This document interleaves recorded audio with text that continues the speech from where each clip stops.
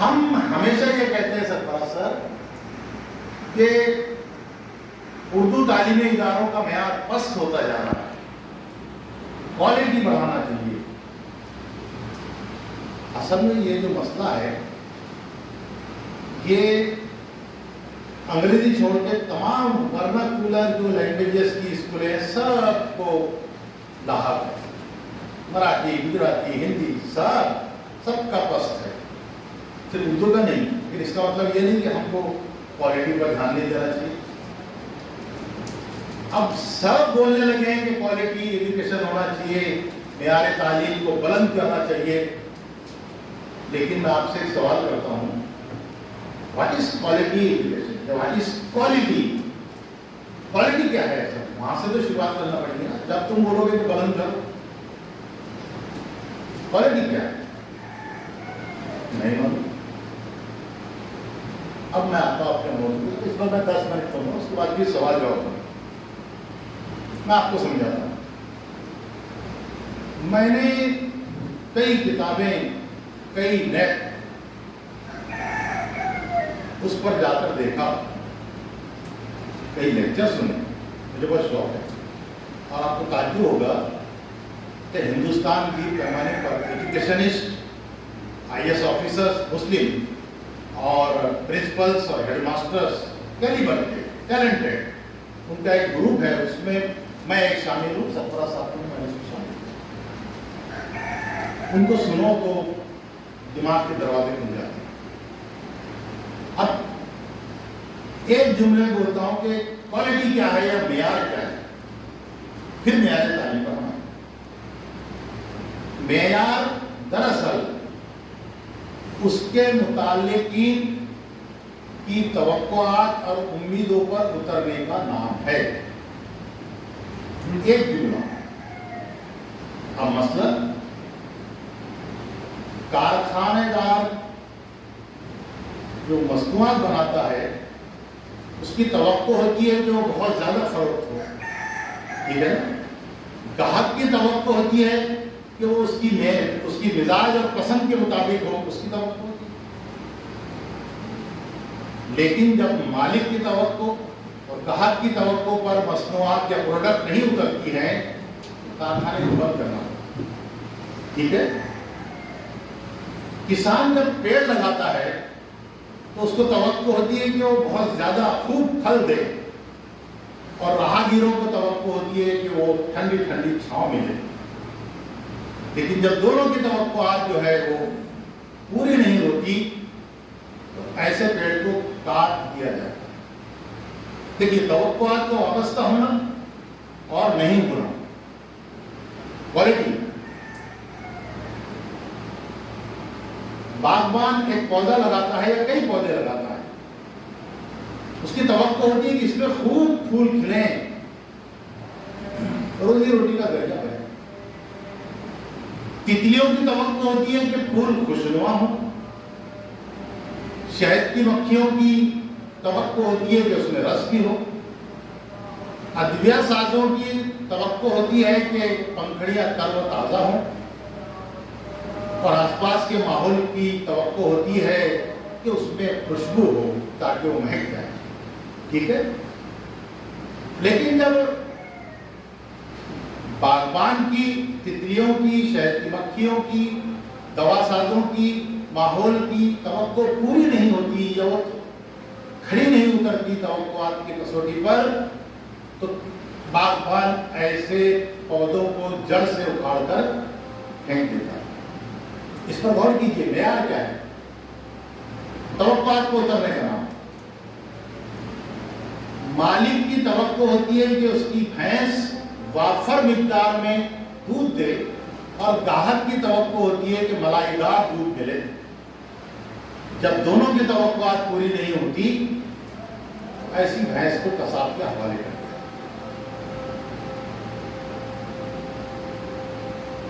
ایسی ہی توقعات تعلیمی اداروں سے بھی وابستہ ہوتی ہیں۔ والدین کی توقعات ہوتی ہے کہ ان کے بچے امتیازی نشانات سے پاس ہوں، ایک عدد سرٹیفکیٹ مل جائے یا ڈگری مل جائے، روزگار مل جائے، ملازمت مل جائے، اچھا عہدہ مل جائے، یا اچھا پیشہ مل جائے، پیشے سے وابستہ ہو جائے، یا اچھی تجارت کر کے خوشحال زندگی گزارے، یہ والدین کی توقع ہے۔ اس کے برخلاف معاشرے کی، ملت اور قوم کی توقعات ہوتی ہے کہ یہ جو تعلیمی یافتہ نوجوان فارغ التحصیل ہو کر آ رہا ہے، یہ باادب ہو، بااخلاق ہو، باکردار ہو، اس کی شخصیت سازی ہوئی ہو، اس کی انسانیت سازی ہوئی ہو، اور وہ معاشرے کی اصلاح کا سبب بنے، باعث بنے۔ برابر ہے نا بھائی؟ والدین کی توقعات الگ، لیکن ملک اور قوم کی توقعات الگ۔ ہمارا نظام تعلیم جو ہے، درسی کتاب پڑھا دینا، امتحان یا مقابلہ جاتی امتحان کی تیاری، کھیل کود کی تیاری، سرٹیفکیٹ یا ڈگری دلا دینا، ختم، یہاں محدود ہو گیا۔ لیکن دوستو، معزز معلمات، یہ صرف تعلیم، یہ تعلیم، اور جب دونوں کی توقعات، والدین کی، ملت کی، قوم کی، معاشرے کی توقعات پوری نہیں ہوتی، ایسے ادارے بھی، تعلیمی ادارے بھی اس سے پارینہ ہو کر رہ جاتے ہیں۔ کیا کریں؟ اب جو ہمارا نظام تعلیم ہے سرکاری، کیونکہ ہماری اسکول تسلیم شدہ ہوتے ہیں، گرانٹیڈ ہوتے ہیں، تو ہم کو سرکار کے نظام پر چلنا ہی ہوتا ہے، لازمی ہوتا ہے۔ تو اس کے تحت رہ کر ہم کو اپنا تعلیمی معیار جو ہے وہ بلند کرنا ہوگا، اور تعلیمی معیار بلند کرنے کے لیے اساتذہ میں کیا اسکلز ہونا چاہیے، کیا صلاحیتیں، کیا مہارتیں ہونا چاہیے، اس پر میرا ایک الگ سے مضمون ہے، تو چھپے گا تو میں سرفراز سر کو بھیجوں گا، اب اس کی ڈیٹیل میں جاؤں گا۔ تو میں نے کہا کہ آپ جو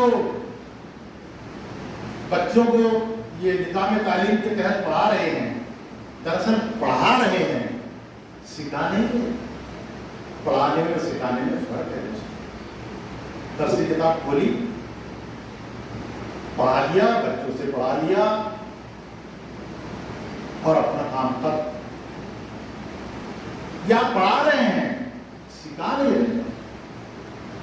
تو یہ تو ایک ہو گیا حصہ کہ آپ نظام تعلیم کے تحت پڑھا رہے ہیں، وہ تعلیم ہے۔ لیکن تعلیم میں اور علم میں فرق ہے۔ کوئی استاد بتائے گا کہ کیا فرق ہے تعلیم میں اور علم میں؟ بتائیے گا، سن لیجیے اور نوٹ کر لیجیے۔ علم منزل ہے، منزل، اور یہ تعلیم جو ہے اس منزل تک جانے کی چھوٹی سی پگڈنڈی ہے، راستہ بھی نہیں۔ علم جو ہے وہ بہت عظیم شے ہے،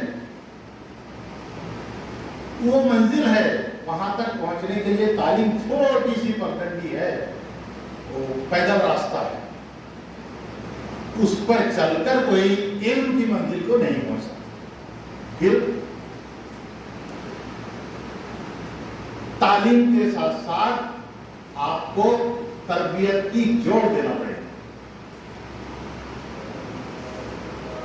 بچے کو باکردار بنانا پڑے گا۔ اور اصول تعلیم کا مقصد کیا ہے معلوم؟ کہ طالب علم فارغ التحصیل ہونے کے بعد صالح معاشرے کا سبب بنے۔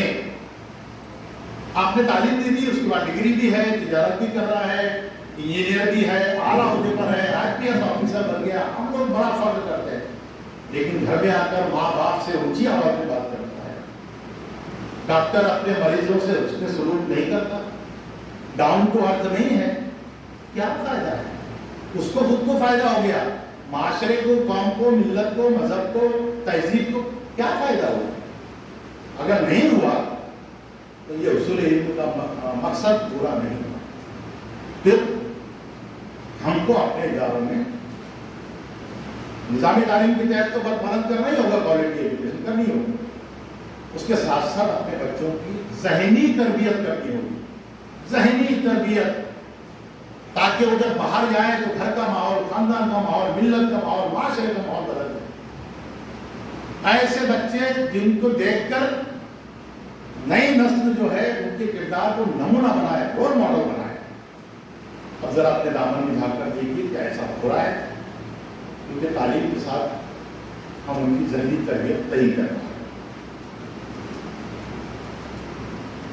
اگر تعلیم اور تربیت دونوں کی شاہراہ سے گزرے گا بچہ تو علم کی منزل کو پہنچ جائے گا، صرف تعلیم سے نہیں پہنچے، تربیت بھی ساتھ میں ہوگی تو علم کی منزل کو پہنچے گا، اس لیے کہ حصول علم کا جو مقاصد ہے وہ اس کو پورا کرے گا۔ جب تک پورا نہیں کرے گا، یہ سمجھیے کہ اس کا ذاتی مفاد تو ہو سکتا ہے، ذاتی طور پر ترقی تو کر سکتا ہے، لیکن اس سے معاشرہ ترقی نہیں کرے گا، ملت اور قوم کو کوئی فائدہ نہیں ہوگا۔ ایسا بچہ ہمارے لیے فائدہ مند نہیں ہے۔ آپ نے دیکھا ہوگا ڈگری یافتہ بڑے بڑے، لیکن وہ مہذب نہیں ہے، باادب نہیں ہے، انسانیت کا بات۔ پھر آپ پوچھیں گے کہ پھر آپ کہاں سے تلاش کریں گے کوالٹی کو؟ آپ کو معلوم ہوگا، میں اختتام کروں، آپ کو معلوم ہوگا کہ تمدن آفرینی، تہذیبی خصائص، انسانیت نوازی، اخوت و مساوات، اخلاق و اخلاص، یہ تمام چیزیں جو ہے معاشرتی انقلاب کا سبب بنی ہے غار ہرا سے آنے اترے ہوئے نسخہ کیمیا سے۔ سمجھے مولانا برابر ہے؟